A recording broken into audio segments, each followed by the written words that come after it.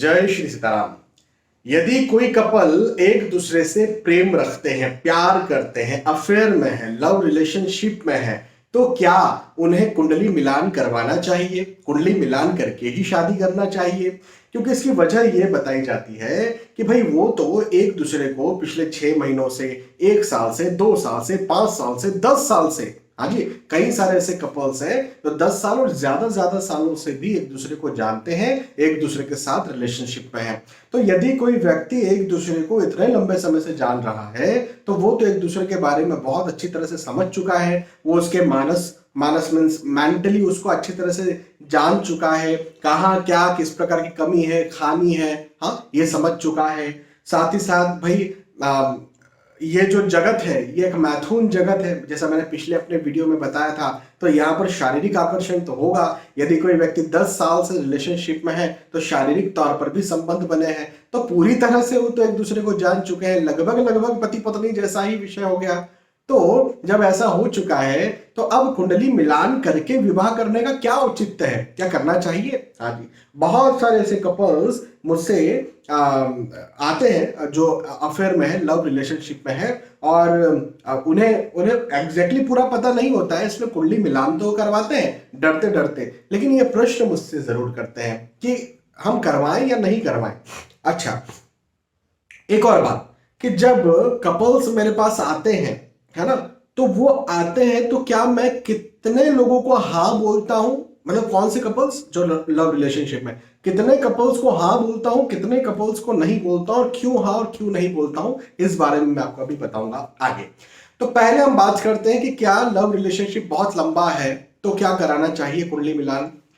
देखिए, मैं जितने कुंडली विवेचन करता हूं उस आधार पर, उस एक्सपीरियंस के आधार पर बता रहा हूं कि लव रिलेशनशिप, लव अफेयर, एक डिस्टेंस रिलेशनशिप तो आप छोड़ दीजिए, मैं ऐसे ऐसे कपल्स को भी कंसल्टेशन देता हूं जो कि लिव इन रिलेशनशिप में है। लिव इन आप समझते हैं ना, पति पत्नी की ही तरह, मतलब एक ही घर में रह रहे हैं, बस टेक्निकली शादी उन्होंने नहीं की है, समाज के दृष्टिकोण से उन्होंने शादी नहीं की है, और वो एक दूसरे के साथ पूरी तरह से पति पत्नी जैसा ही रह रहे हैं, वो कहलाता है लिव इन रिलेशनशिप। तो मैं ऐसे लोगों को भी कंसल्टेशन देता हूं, और ऐसे लोगों को भी किसी को मैं मना करता हूं, किसी को मैं हाँ कहता हूं शादी करने के लिए। देखिए क्या होता है, मैं आपको समझाता हूं और प्रैक्टिकल बात मैं आपको बताऊंगा। शादी के बाद जब किसी की शादी होती है तो बहुत सारे बदलाव, बहुत सारे चेंजेस आते हैं। आप ये देखिएगा, भले वो लव अफेयर में हो व्यक्ति, आपकी फ्रेंड हो, आपका फ्रेंड हो, आपका भाई बहन हो, जो भी हो, यदि वो लव अफेयर में हो या फिर ना भी लव अफेयर में हो, शादी के बाद में आप उसे ये कमेंट जरूर करने वाले हैं कि तू बहुत बदल गया है या तू बहुत बदल गई है। इवन आप यदि शादीशुदा हैं तो आप भी अपना उस समय को याद कीजिए जब आपकी शादी हुई थी, और उस पीरियड में आपने, जब शादी हुई तो उसके 1-2 महीने के बाद से लेकर के 2-3 साल तक आपने बहुत ये कमेंट सुने होंगे कि यार तू बहुत बदल गई है, तू बहुत बदल गया है। तो क्या बदल गई है, बदल गया क्यों भाई, ऐसा क्यों हुआ? तो ऐसा जब हम शादी करते हैं तो बहुत सारे बदलाव, बहुत सारे चेंजेस हमारी बॉडी में, हाँ जी, पूरी बॉडी में और मानसिक तौर पर आते हैं। जब ये चेंजेस आपके अंदर आते हैं तो निसंदेह फिर आप अलग प्रकार का बिहेवियर करने लगते हैं, आप अलग प्रकार का महसूस करने लगते हैं। अब एस्ट्रोलॉजिकली जब हम बात करें तो शादी के बाद में हम कुछ चीजों को देखते हैं। कौन सी कुछ चीजें? पहले नंबर पर लव एंड अंडरस्टैंडिंग, प्रेम और समझ कैसा है आप दोनों के बीच में। तो ये अट्रैक्शन में भी चेंजेस आता है, बिल्कुल 100% आता है। लव में चेंजेस आता है, आपके आपकी चीजें चेंज हो जाती है। कई बार आपकी माता जी, पिताजी ये कहते हैं, अरे शादी के पहले तो ये बिल्कुल भी ये नहीं खाता था, बिल्कुल भी ये नहीं पीता था, और देखो शादी के बाद जो है वो बस इसको यही यही चाहिए। हाँ, शादी के पहले तो हमारी बच्ची बहुत सीधी सीधी सादी थी, शादी के बाद ऐसे टेढ़ी हो गई। शादी के पहले बहुत टेढ़ी थी, कुछ काम नहीं करती थी, शादी के बाद काम करने लग गई। शादी के पहले हमारा बच्चा तो बिल्कुल 9-9, 10-10, 11-11 बजे तक सोया रहता था, शादी के बाद तो देखो 6-6 बजे उठ जाता है। तो मतलब क्या हुआ, ये चेंजेस आए हैं, हाँ, आपने किए हैं या फिर खुद से आए हैं, वो एक अलग विषय है, लेकिन चेंजेस आए हैं। तो लव अंडरस्टैंडिंग का चेंज आएगा, कैरेक्टर बिहेवियर आपका चेंज होगा, आपकी संतान, हाँ जी, बच्चे आपको फिजिकली चेंजेस होता है। कई सारे गायनेकोलॉजिस्ट ये सलाह करती हैं कि जैसे कुछ फीमेल्स होती है ना, फीमेल्स को जो जो शादी के पहले पीरियड्स के पेन होते हैं या शादी के बाद में भी पेन होते हैं, तो उनको गायनेकोलॉजिस्ट सलाह करती है कि जब आपका एक बच्चा दो बच्चा हो जाएगा तो उसके बाद ये पेन खत्म हो जाएंगे। हाँ, तो चेंज, कुछ तो चेंज आया ना।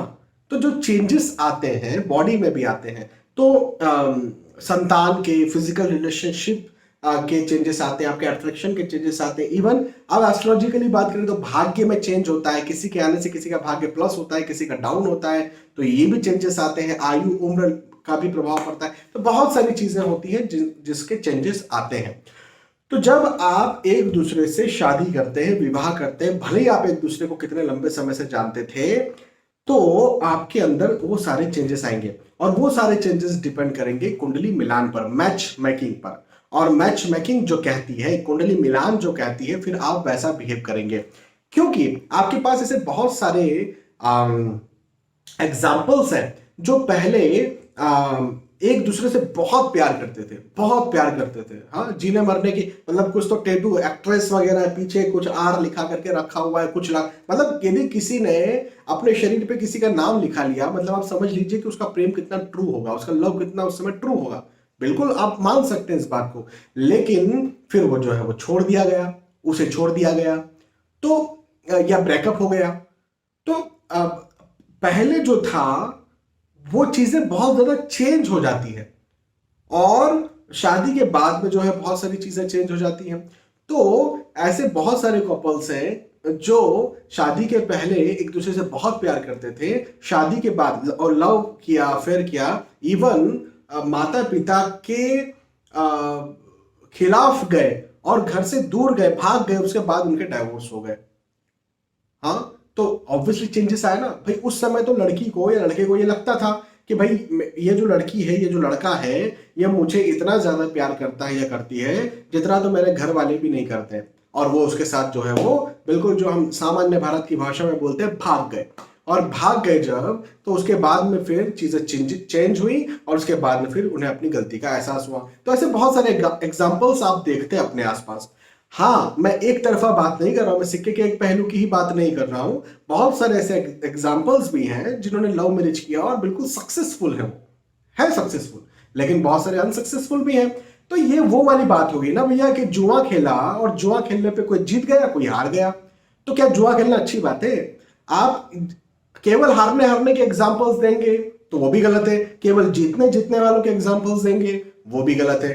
तो यहां पर जुआ खेलने वाली बात है। वहीं पर कुंडली मिलान एक बिल्कुल सोचा समझा एक इन्वेस्टमेंट है। आप ये समझिए, जैसे एक होगा एफडी और एक होगा शेयर मार्केट, है ना। अब शेयर मार्केट में, एफडी में कोई जो है, कोई बैंक है, वो कह रही है 9% ब्याज मिल रहा है। अभी कल ही मैंने एक एडवर्टाइजमेंट देखा, बैंक 9% ब्याज दे रही थी। और शेयर मार्केट में भी जो है 2-3-4 साल में 9% ब्याज, 10% मिल गया, बहुत है मुझे लगता है आज के जमाने में। लार्ज कैप की मैं बात कर रहा हूँ, बड़ी कंपनीज की मैं बात कर रहा हूँ। तो अब लेकिन यहां पर जो शेयर मार्केट है, वहां पर कितना उतार चढ़ाव है, या फिक्स्ड, एफडी में फिक्स्ड रिटर्न है, पता है मिलेगा मिलेगा मिलेगा। हाँ, शेयर मार्केट में पता ही नहीं कि मिलेगा कि नहीं मिलेगा, उतार जाएगा चढ़ाव जाएगा, पता नहीं, हो सकता है ज्यादा अच्छा भी हो जाए, हो सकता है माइनस भी चले जाए। तो बस जो कुंडली मिलान करके विवाह करना है वो एफडी है, और जो शेयर मार्केट है वो बिना कुंडली मिलान के विवाह करना है कि पता नहीं क्या होने वाला है।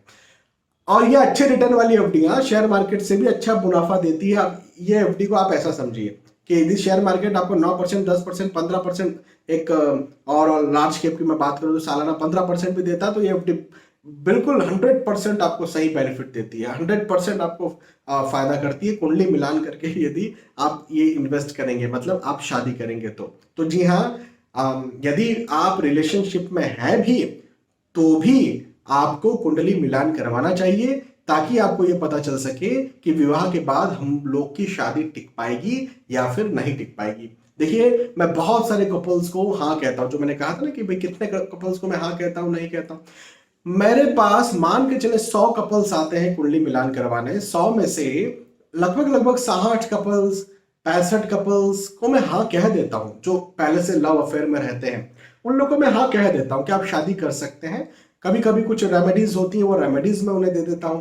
कभी कभी तो इतनी अच्छी मैचिंग होती है, इतना अच्छा मिलान होता है कि मैं ये कहता हूं कि भाई आप शादी जरूर करना एक दूसरे से। आपके माता पिता यदि मुझसे बात करना चाहे तो मैं उनसे बात करके उनको कन्विंस करने की कोशिश करूंगा। उसकी वजह यह है कभी किसी से तो भी शादी करना है ना। जब इस व्यक्ति इन दोनों बच्चों की शादी में लव अंडरस्टैंडिंग बहुत अच्छा है, इनके बाद में इनका भाग्य धन पैसा बहुत अच्छा आगे बढ़ेगा, ये लोग बहुत अच्छे स्टेबल होंगे, संतान के बहुत अच्छे योग हैं, माता पिता की इज्जत कर रहे हैं बच्चे, तो और चाहिए ही क्या फिर किसी भी माता पिता को अपने बहू बेटे या फिर अपनी बेटी दामाद में। तो मैं किसी किसी को तो ऐसा भी कह देता हूं कि मेरी बात करें ना, मैं उन्हें कन्विंस करूंगा इस शादी करने के लिए। किसी किसी को मैं स्पष्ट मना कर देता हूं कि नहीं भैया बिल्कुल आपकी शादी नहीं हो सकती, डाइवोर्स हो जाएगा, छोड़ दीजिए आप एक दूसरे को। सर हम 10 साल से जानते हैं, आप 10 साल से जानते हो, 15 साल से जानते हो, आपको छोड़ना चाहिए इस शादी को। तो देखिए जो कुंडली में मुझे दिखता है वैसा मैं समझा देता हूं, बता देता हूं।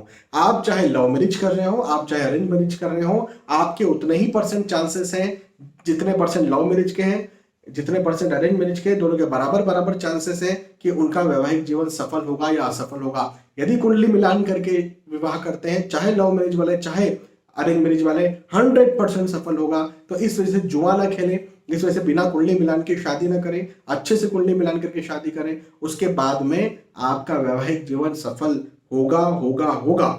या कोई आप मुझे ऐसे बता दीजिए कपल्स जिन्होंने कुंडली मिलान करके शादी किया, अच्छा मिलान उनका चल रहा है और उनके वैवाहिक जीवन में बड़ी तकलीफें आ रही हैं। छोटी मोटी तकलीफ देखिए हर किसी वैवाहिक जीवन में हो सकती है। तकलीफ कहूं या मतभेद कहूं, आर्ग्यूमेंट्स कहूं, ये हर किसी के साथ होता है, हर किसी घर में होता है ना। तो ऐसा तो कुंडली मिलान नहीं हो सकता कि हम कहें कि बिल्कुल कभी आप एक दूसरे से मतभेद नहीं करेंगे। मतभेद हो सकते हैं, मनभेद नहीं होंगे। और मतभेद भी ऐसे नहीं कि हर आए दिन रोज के रोज हो रहे हैं। कभी कभार मतभेद हो गए, कभी कभार कुछ आर्ग्यूमेंट हो गया और फिर वापस से एक दूसरे से मिल लिए, तो ठीक है ना, हेल्दी रिलेशनशिप है। तो कोई नहीं, आपको कुंडली मिलान करके ही शादी करना है, मेरी इस बात पर बिल्कुल ध्यान दीजिए। बहुत बहुत धन्यवाद, फिर मिलते हैं आने वाले वीडियोस में। तब तक के लिए आज की इस विदा चाहता हूं। जय श्री सीताराम।